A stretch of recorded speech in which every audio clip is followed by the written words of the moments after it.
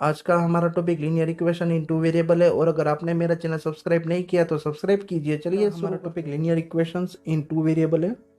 अभी linear equations, अभी equation को लीनियर क्यों बोला है? क्योंकि इस इक्वेशंस का अगर हम ग्राफ ड्रॉ किया जाए तो उसका एक लाइन बनता है ग्राफ में। ओके, एक स्ट्रेट लाइन बनता है, इसीलिए इस इक्वेशन को लीनियर इक्वेशन बोलते हैं। और ये इक्वेशन जो होती है वो लीनियर पॉलिनोमियल से बनती है। इसमें लीनियर पॉलिनोमियल होता है। लीनियर पॉलिनोमियल मीन्स जिसका डिग्री क्या है, 1 है। Okay, degree of the polynomial is 1। अब देख सकते हो यहाँ पे जनरल फॉर्म दिया हुआ है x plus B Y plus C equal to 0।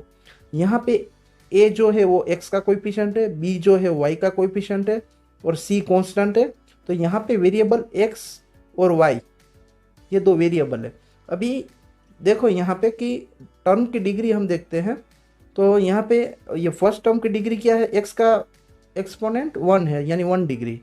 Okay, अभी बी वाई सेकेंड टर्म की डिग्री क्या है, 1 है क्योंकि y का एक्सपोनेंट 1 है। और c कांस्टेंट है तो कांस्टेंट की डिग्री क्या होती है, 0। अभी हाईएस्ट डिग्री कितना हुआ तो क्या 1। हाईएस्ट डिग्री क्या हुआ, 1 हुआ है। तो डिग्री ऑफ द पॉलिनोमियल है वो 1 है। अभी डिग्री ऑफ द पॉलिनोमियल 1 है तो इसका मतलब कि वो लीनियर पॉलिनोमियल है। ओके, तो वो किस टाइप का पॉलिनोमियल है, लीनियर पॉलिनोमियल है। अगर उसका हम ग्राफ ड्रॉ करते हैं, ओके, तो उसका अगर हम ड्राफ करेंगे तो स्ट्रेट लाइन होगा और उस इक्वेशन को लीनियर इक्वेशन बोलेंगे। अभी यहाँ पे टू वेरिएबल यानी यहाँ पे वेरिएबल दो यूज होते हैं, एक्स और वाई। ओके, तो एक्स और वाई दो वेरिएबल है, इसलिए इसका नाम लीनियर इक्वेशन इन टू वेरिएबल है। इस टॉपिक का नाम, ये जनरल फॉर्म है। और यहाँ पे लिखा हुआ है a is not equal to 0 और b is not equal to 0। ऐसा क्यों दिया हुआ है? अगर a इज इक्वल टू 0 हो जाए यानी कि ये फर्स्ट टर्म है वो कैंसिल हो जाएगी क्योंकि a इक्वल टू 0 है। तो यहाँ पे 1 वेरिएबल वाला हो जाएगा, तो लीनियर इक्वेशन इन 1 वेरिएबल हो जाएगा। अगर b इक्वल टू 0 है तो ये सेकेंड टर्म कैंसिल हो जाएगी क्योंकि b 0 होगा तो 0 इंटू वाई यानी 0। तो यहाँ पे 1 वेरिएबल वाला पॉलिनोमियल बन जाएगा जिसमें वेरिएबल x है। अगर दोनों 0 है, सपोज कि दोनों 0 है, तो ये दोनों टर्म कैंसिल हो जाएगी तो c इक्वल टू 0। ओके, तो यहाँ पे कोई भी वेरिएबल नहीं रहेगा, इसीलिए यहाँ पे a और b is not equal to 0 यानी कोएफिशिएंट 0 नहीं होने चाहिए। अगर कोएफिशिएंट 0 हो जाएगा तो एक वेरिएबल एलिमिनेट हो जाएगा। ओके, तो यहाँ पे टू वेरिएबल की बात कर रहे हैं, इसीलिए आपको कोएफिशिएंट 0 नहीं होना चाहिए। A solution of the such equations is the pair of value one for x and other for y which make the two sides of the equations equal। अब ये आपको यहाँ पे x और y की वैल्यू फाइंड आउट करनी है। तो x और y की वैल्यू इस तरह की फाइंड आउट करनी है जिससे लेफ्ट हैंड साइड और राइट हैंड साइड दोनों क्या होना चाहिए, इक्वल होना चाहिए। LHS equal to RHS। जब LHS इक्वल टू RHS हो जाए तब ये उसका सॉल्यूशन है। तब x और y की वैल्यू है जो भी है वो सेटिस्फाइड हो रही है। तो आपको LHS इक्वल टू RHS बनाना है। समझ में आ गया? यानी कि यहाँ पे देखिए कि RHS यहाँ पे 0 है तो x और y की वैल्यू ऐसी फाइंड आउट करनी है जिससे लेफ्ट हैंड साइड भी 0 हो जाए, तो वो उसका सॉल्यूशन होगा। इससे सॉल्यूशन आपको फाइंड आउट करना है। वो सॉल्यूशन जो है ग्राफ में अगर इंडिकेट करोगे तो इस तरह से ग्राफ में अगर इंडिकेट करोगे तो एक स्ट्रेट लाइन में वो सभी सॉल्यूशन आएंगे और उसको कनेक्ट करोगे तो एक स्ट्रेट लाइन बनेगी।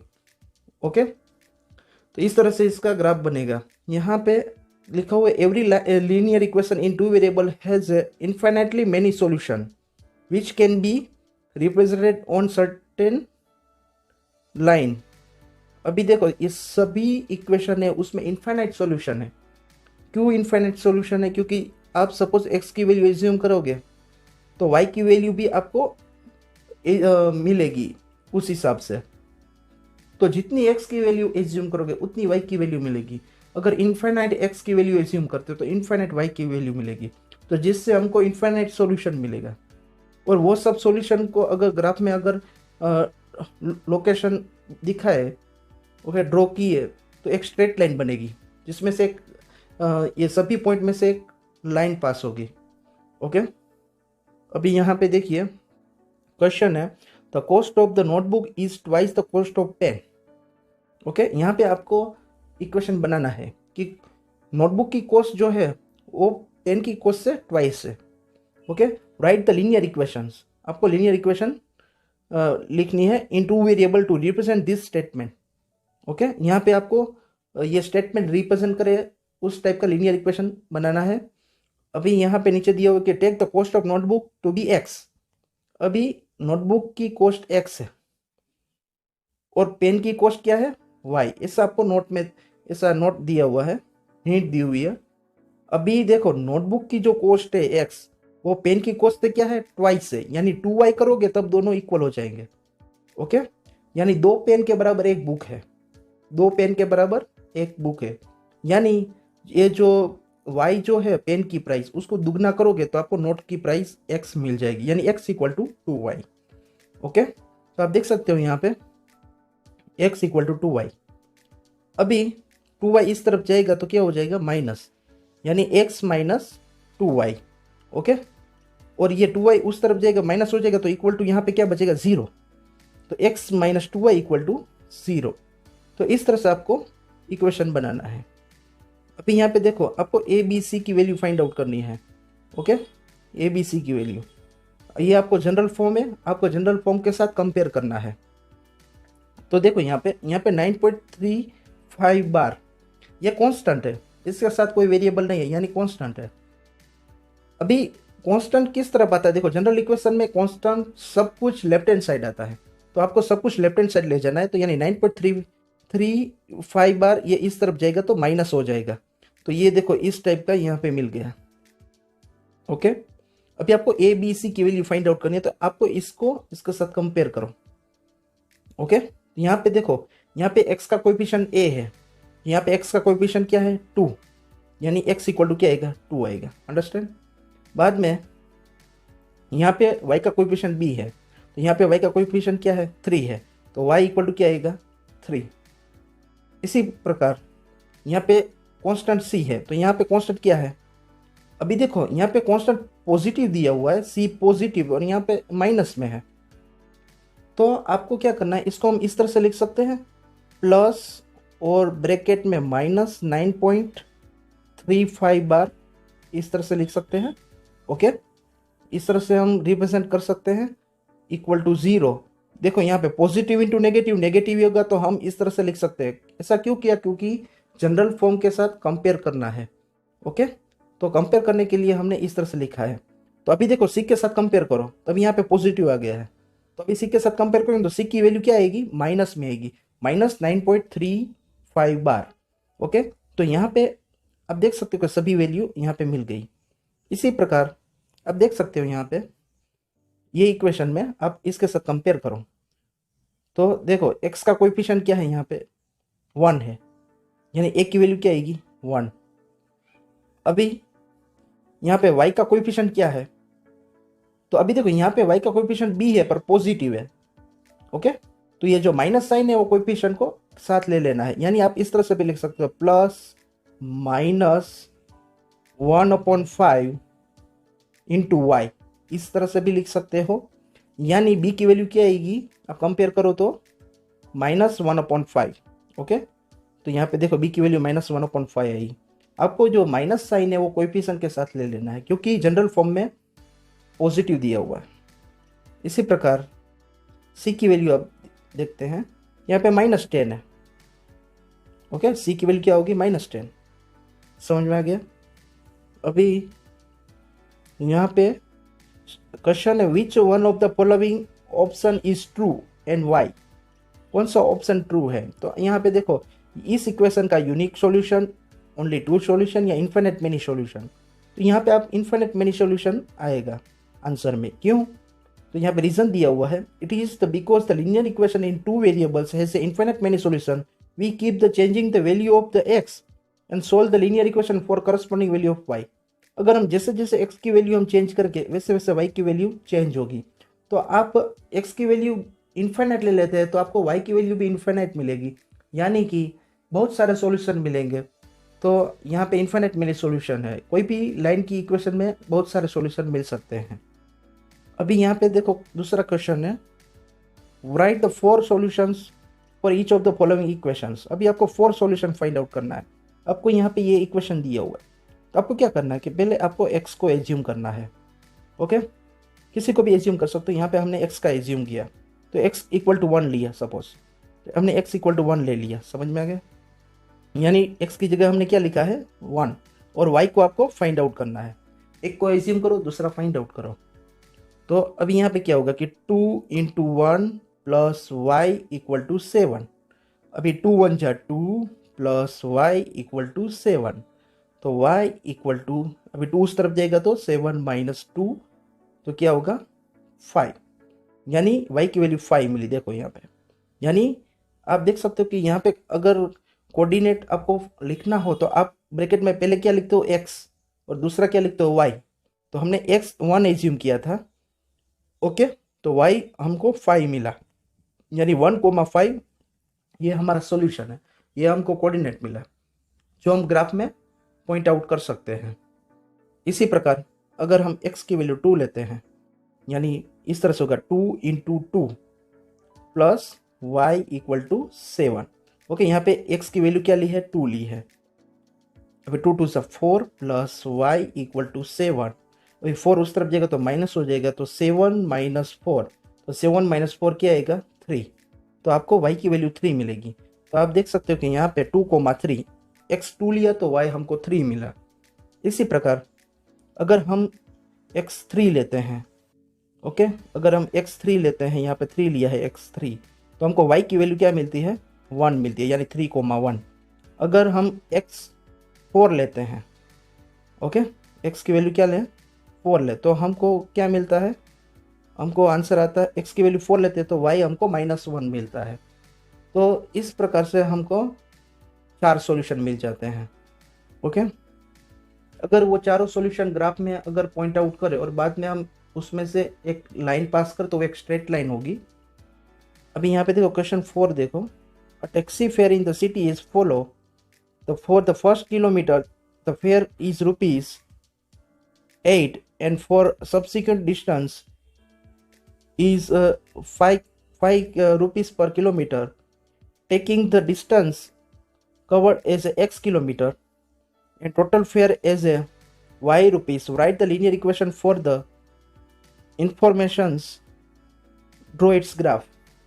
अभी देखो एक टैक्सी है, टैक्सी में अगर 1 किलोमीटर, अगर हम फर्स्ट 1 किलोमीटर अगर राइड करें तो उसका जो 8 रुपीज़ है ट्रैवलिंग के लिए, और बाद में जो भी दूसरा किलोमीटर अगर अब 1 से ज़्यादा किलोमीटर अगर हम ट्रैवलिंग करें तो उसका बाद में 5 रुपीज़ पर किलोमीटर चार्जेस लगता है। यानी फर्स्ट किलोमीटर में 8 रुपीज़ जो फिक्स है, बाद में 5 रुपीज़ है, तो वो x किलोमीटर ट्रैवलिंग करता है।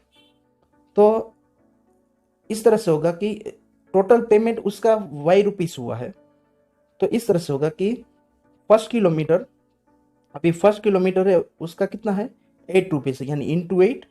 बाद में कितना किलोमीटर बचा x-1 बचा, क्योंकि 1 किलोमीटर तो हमने उसका 8 रुपीज़ पेमेंट कर दिया। तो बाकी बचा जो x-1 बचा, तो उसका 5 रुपीज़ है, यानी मल्टीप्लाई 5। तो टोटल हमको y रुपीज़ मिलेंगे जो हमको पेमेंट करना है। तो y इक्वल टू 8 1 जा 8 प्लस, अभी देखो यहाँ पे 5 अंदर मल्टीप्लाई कर दो तो क्या आएगा 5x माइनस 5। ओके, तो y इक्वल टू, अभी 8 माइनस 5, 8 और -5 तो क्या आएगा 3, तो 3 प्लस 5x, ये हमारा इक्वेशन मिला है। अभी आप x की वैल्यू पुट करो और y की वैल्यू आपको मिल जाएगी। ओके, तो यहाँ पे y equal to 3 plus 5x। अभी देखो यहाँ पे x की वैल्यू अगर 1 लेते हैं, सपोज कि x की वैल्यू 1 ली, तो y equal to 3 plus 5 into 1। Okay, तो y equal to 3 plus 5 means 8। अगर x की वैल्यू हम 1 लेते हैं तो y की वैल्यू हमको 8 मिली, तो 1,8। ओके, इसी प्रकार अगर एक्स की वैल्यू हम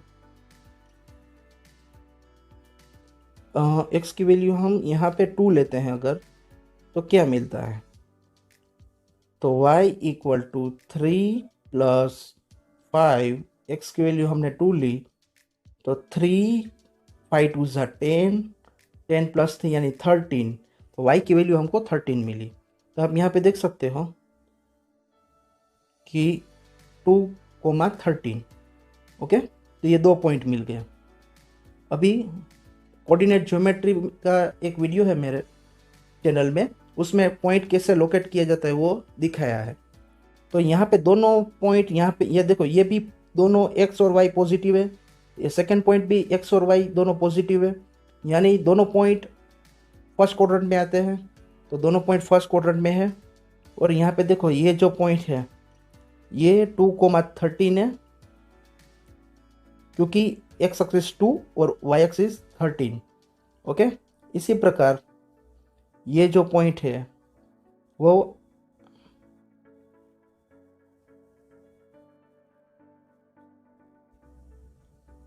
ये जो पॉइंट है, ये 1,8 है। देखो इस x एक्सिस 1 है और y एक्सिस यहाँ पे 8 है, ओके।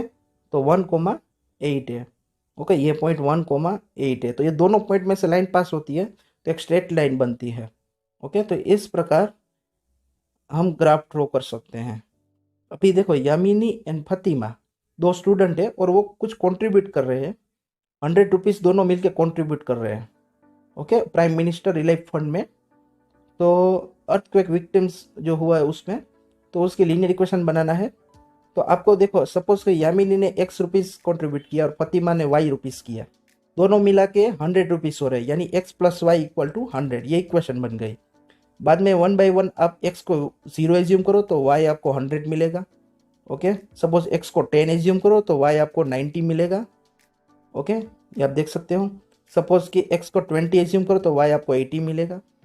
तो एक एज्यूम करना है, दूसरा की वैल्यू फाइंड आउट करना है। और यहाँ पे पॉइंट रखे हुए देखो, ये 10 90 ये सभी पॉजिटिव है, यानी अब देखो फर्स्ट कोऑर्डिनेट में दोनों पॉजिटिव है, सेकंड कोऑर्डिनेट दोनों पॉजिटिव है, थर्ड कोऑर्डिनेट में दोनों x और y दोनों पॉजिटिव है, यानी तीनों पॉइंट फर्स्ट कोऑर्डिनेट में है। तो देखो यहाँ पे पॉइंट रख दिए है और सभी पॉइंट एक लाइन में आते हैं। तो इसमें से एक लाइन पास हुई और यहाँ पे इक्वेशन लिख दी, समझ में आ गए? ये एक्स एक्सिस, ये वाई एक्सिस, ओके। और यहाँ पे देखो यूनिट किस तरह से लिखते हैं, देखो यहाँ पे ये देखो 50, एक 1 यूनिट में कितना है 10 है, 40 to 50, यानी 1 यूनिट में वाई एक्सिस में 10 है, ओके, वो रुपीस है, समझ में आ गया? तो यहाँ पे देखो, ये एक्स एक्सिस में भी रुपीस है, उसमें भी आप देख सकते हो यहाँ पे कि 1 यूनिट में 10 है, ओके। यहाँ पे x जो है वो यामिनी का कंट्रीब्यूशन है, y जो है वो फतिमा का कंट्रीब्यूशन है, ओके। अभी give the geometric representation y equal to 3 as a equations in one variable. अभी y equal to 3, one variable की बात की है, यानी एक नंबर लाइन आएगी उसमें y इक्वल टू 3, यानी यहाँ पे देखो 3 पॉजिटिव है, तो इस तरफ लिखा है y इक्वल टू 3, ओके। तो यहाँ पे वन वेरिएबल है, इसीलिए हमने ये एक ही एक्सिस लिखी है। भी 2 वेरिएबल में 2 एक्सिस होंगे, x और y इन 2 वेरिएबल, और उसमें अगर y इक्वल टू 3 है यानी यहाँ पे 3 आएगा वर्टिकल। और अभी आपको x जो है, x कुछ भी हो सकता है, ओके, y फिक्स है, x कुछ भी हो सकता है, 0 हो सकता है, 1 हो सकता है, 2 हो सकता है। तो इस तरह से यहाँ पे x एक्सिस को पैरेलल लाइन ड्रॉ होती है, समझ में आ गया?